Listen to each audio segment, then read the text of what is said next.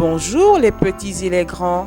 C'est toujours avec joie que nous partageons notre moment de méditation qui a pour titre aujourd'hui Être sage comme une image. Notre texte de base tiré de Proverbe 2, le verset 6 dit ceci. Car l'Éternel donne la sagesse, de sa bouche sortent la connaissance et l'intelligence.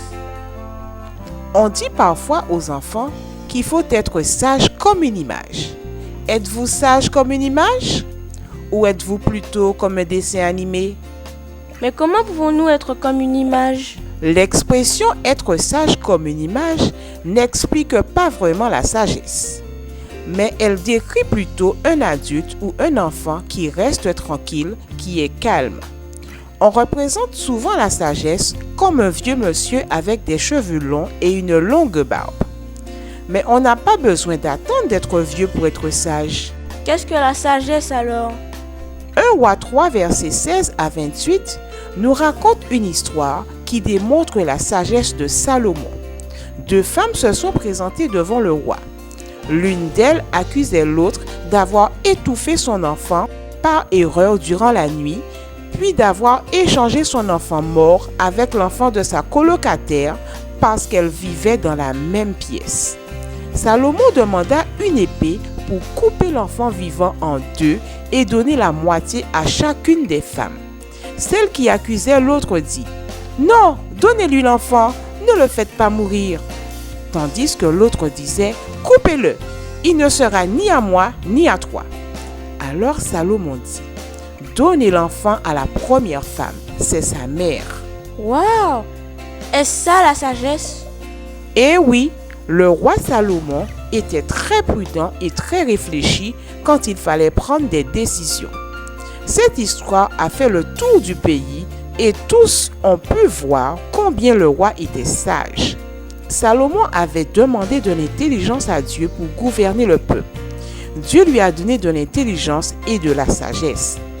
L'intelligence consiste à trouver des solutions pour résoudre les problèmes que l'on rencontre. La sagesse consiste à choisir la meilleure solution, celle qui est à la fois juste et aimante.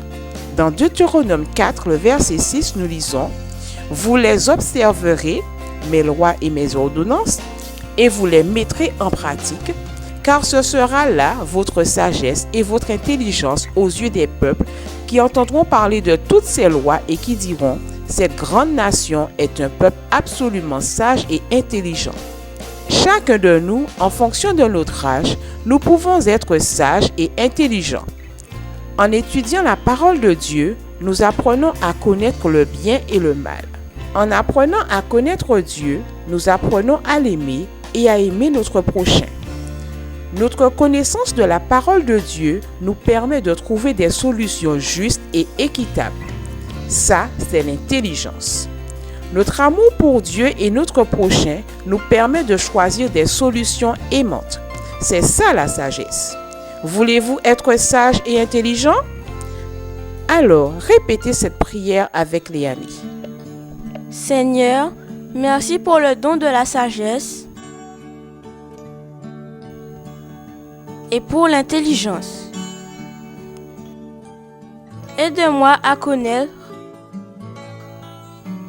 et à mettre en pratique ta parole afin d'être sage et intelligent. Au nom de Jésus, Amen.